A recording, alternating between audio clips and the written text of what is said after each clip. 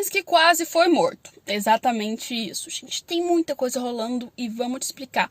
Porque hoje a gente vai falar sobre temas interessantes. Um deles é a grande hipocrisia do Maduro.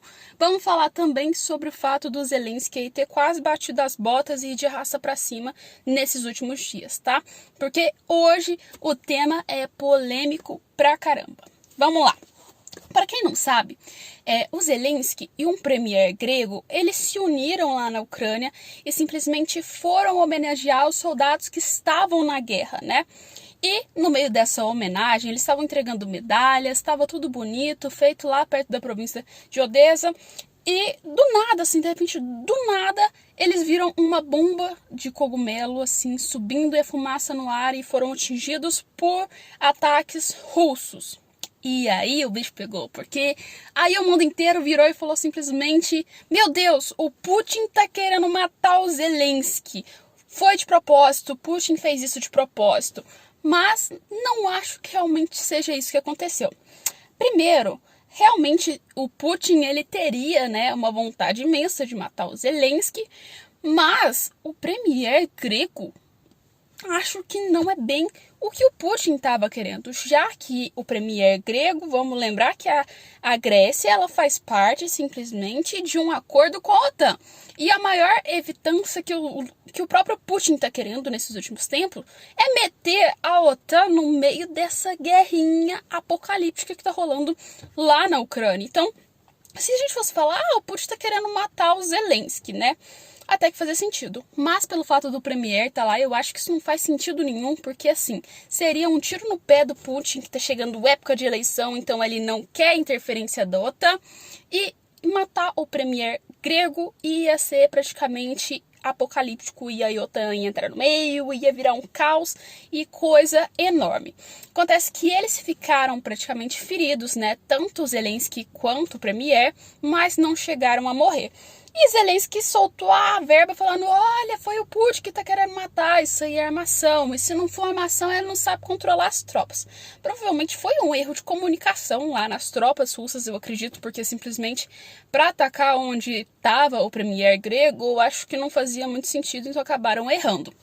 Só que assim, eu não acho que seja viável nem pro Putin matar o Zelensky, porque a gente sabe que se o Zelensky morrer, pode entrar outro no poder.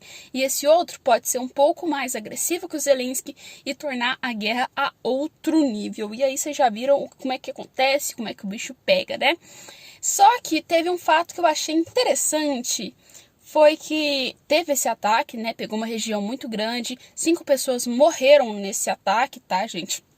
E em um edifício que estava lá perto da própria cidade, né, que foi onde atacou, teve também morte de pessoas. E foram 12 pessoas que morreram. Dessas 12 pessoas, incluindo, eram 5 crianças, né? E aí, eu pensei uma coisinha, né? Eu parei para analisar, eu falei assim: nossa, gente, cadê o nosso alecrim dourado para ir lá e descer o pau na Rússia falando que a Rússia tá matando criança? Porque a gente já viu que o alecrim dourado, né, praticamente já condenou outros países, já falou que Israel é genocida por matar crianças, mas quando a Rússia faz isso com a Ucrânia, ninguém fala nada, ninguém dá palpite, ainda fala que tá de acordo com a Rússia. Me questionei a esse fato de realmente se isso não é uma hipocrisia, né? Mas assim, fato irrelevante, né, gente? Porém, isso foi virando um caos apocalíptico, porque teve isso, a Rússia condenou praticamente a Ucrânia condenou a Rússia, e no meio disso tudo também teve os Estados Unidos enfiando no meio, e propriamente o Macron. Macron dando uma de Napoleão lá, querendo enviar a tropa, aí a Ucrânia falou: meu amigo, eu não quero tropa, entendeu? Não serve pra mim tropa é inútil, o que eu quero pra esse momento agora é só que você manda dinheiro aí, armamento. E ali a gente viu também que foi uma espécie de uma indiretazinha pros Estados Unidos, tipo assim: ó, amigo, libera a grana aí, libera o dinheiro, porque os Estados Unidos não tá querendo liberar a grana, o Senado americano não tá querendo liberar a grana, que no caso é por causa dos republicanos que fazem parte de Donald Trump, que eles pensam de uma seguinte forma: se meu país está lascado e não tenho dinheiro nem para investir e sanar todos os problemas dele, por que eu vou mandar para um país que entrou na guerra porque quis? Entendem? Então esse dinheiro não foi liberado para a guerra e o Zelensky está querendo que seja enviado dinheiro ao invés de tropa. Por quê? Porque ele sabe de uma coisa que na minha mente, gente, isso faz sentido. A França, ela não tá querendo enviar essas tropas simplesmente porque ela é boazinha e tá querendo ajudar. Eles estão querendo colocar as tropas ali na região da Ucrânia para uma espécie de retaguarda, porque simplesmente se rolar um ataque ali, a França já se prepara e já tem uma espécie de noção do que pode acontecer. Na minha visão, a França está querendo fazer simplesmente isso. E o Zelensky sabe que a partir do momento que entrar as tropas, como o Putin propriamente diz que não quer, ele claramente vai estar arrumando um problema muito maior. Porque a gente sabe que Rússia e Ucrânia, a guerra, é completamente dispareada. Em qualquer momento, se a Rússia quisesse falar realmente vamos acabar com a Ucrânia de uma vez, ela acabava. Só que ela não usou todo o poder nuclear, o poder de armamentos que ela possui, porque ela sabe que isso pode ser um problema ali para a Ucrânia. Ou seja, se ele atacar tudo que ele tem na Ucrânia, vai acontecer o seguinte: o mundo vai virar contra o Vladimir Putin, aí vai virar um caos, falando que a Rússia é muito pior do que já tá, né? E pode ser um problema muito grande. Só que a partir do momento que tiver o fato de tropas estrangeiras estarem entrando na Ucrânia para lutar contra os russos têm um motivo óbvio para poder atacar e usar um armamento muito maior. Então, isso minto. Ia ser muito pior para a Ucrânia receber isso, na minha visão. Então, de um fato, o próprio Zelensky tá certo, né, e não tá errado desse fato de não querer essas tropas, e sim querer os armamentos, porque os próprios ucranianos conseguem lutar a guerra, como propriamente o Biden diz, né. Os ucranianos não querem esse fato, porque, na minha visão, eu penso que eles estão seguindo essa linha, né, porque senão ia ter um problema muito grande. Mas, por outro lado, a gente teve algumas coisas que estão rolando naquela região ali, da Rússia, Europa, Ásia e Europa, que está sendo um problema. E dessa vez entrou o fato de Israel, né? Israel está entrando na polêmica e eu acho que o Benjamin Netanyahu pode estar dando um tiro no pé com essas últimas pronunciações que ele fez. O que acontece? Israel, ela está numa localização extremamente ruim, onde quase todo mundo ao redor dela odeia o país. Então a gente tem o Irã, temos lá a faixa de Gaza, que não gosta muito, o Egito, que está meio na dúvida, que não sabe o que é da vida, e entre eles a gente tem o próprio Líbano, que é um país que, assim, não gosta muito de Israel, mas também não entra muito em polêmica. E dentro do Líbano a gente tem um negócio que chama Hezbollah, que é um partido político que, antes de ser um partido político, era uma ameaça imensa, ou seja, era a galera anarquista.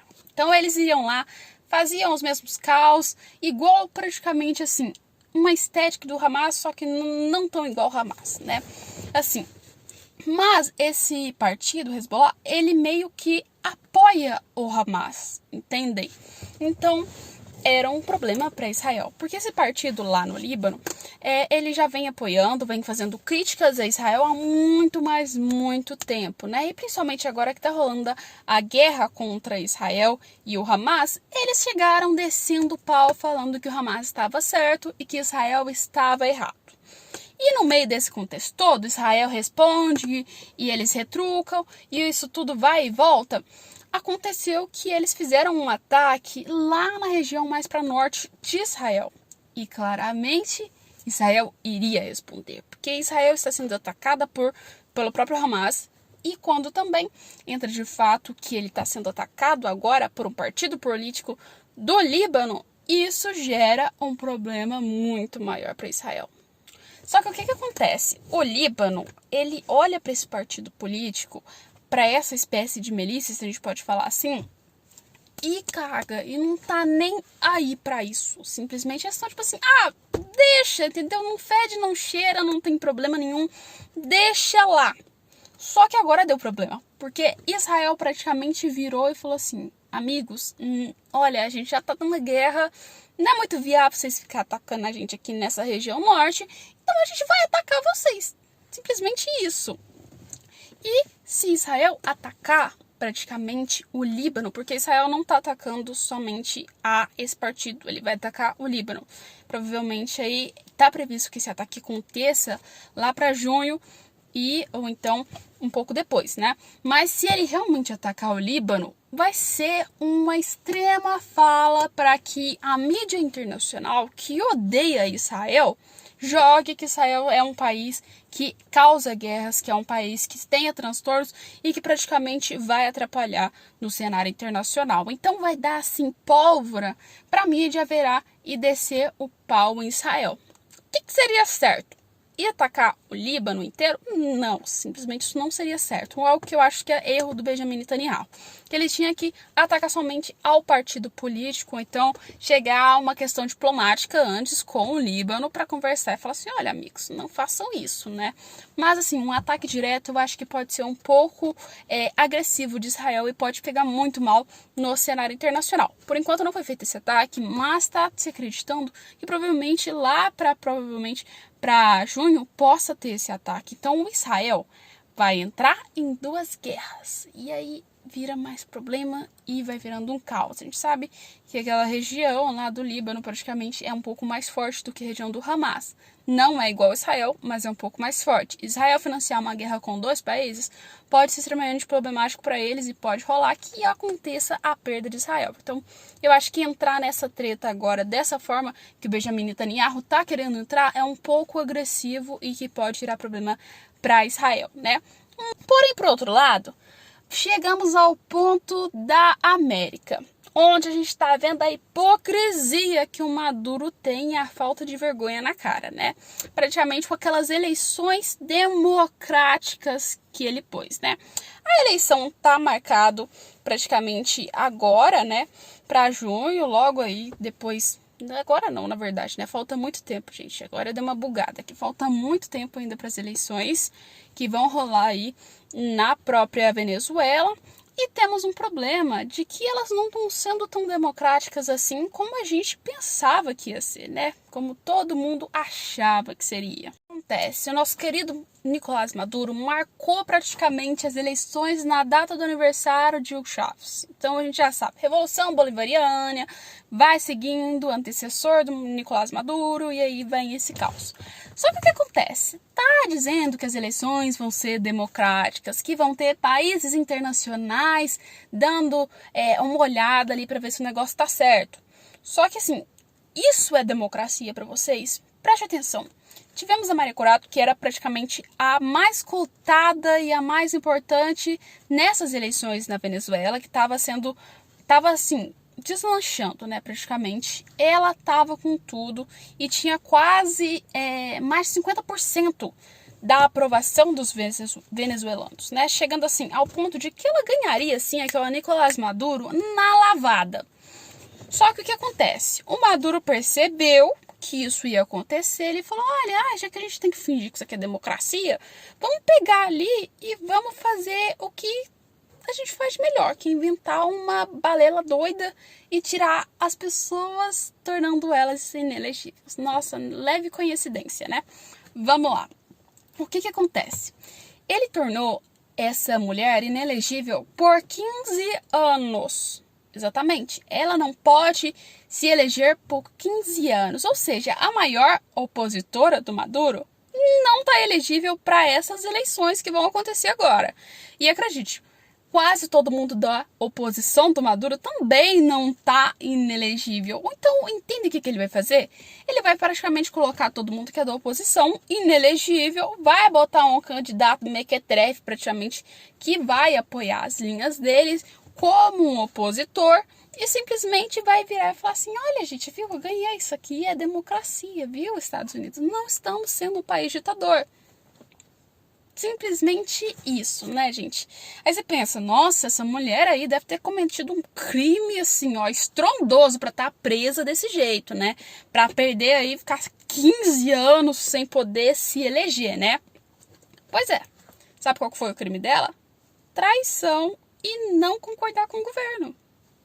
Exatamente isso. E esse é o motivo para você ficar 15 anos sem poder se eleger e, aliás, né, ser quase presa, né? Vamos falar que isso aí é super normal. E no meio disso tudo, veio o Lula. Sim, o Lula chegou e foi falar uma nossa humilde fala, dizendo que assim, olha, nas eleições passadas que tiveram, retrasadas na verdade, que tiveram, eu não estava elegível, porque eu estava preso, né? Então, ele estava preso, né? E claramente eu não reclamei disso, gente. Eu não falei nada. Eu apenas concordei com tudo que estava acontecendo. Botei outro candidato para ser o meu representante e ele perdeu. Mas eu não falei nada. Aí a gente lembra que era o tema que estava rolando naquela época, né? E o porquê que ele tinha sido condenado naquela época, preso, né? No caso, era a Lava Jato. Depois teve aí que ele foi solto, né? E foi confirmado que algumas coisas não teriam sido verdades. Mas comparem uma coisa com a outra. Não faz muito sentido.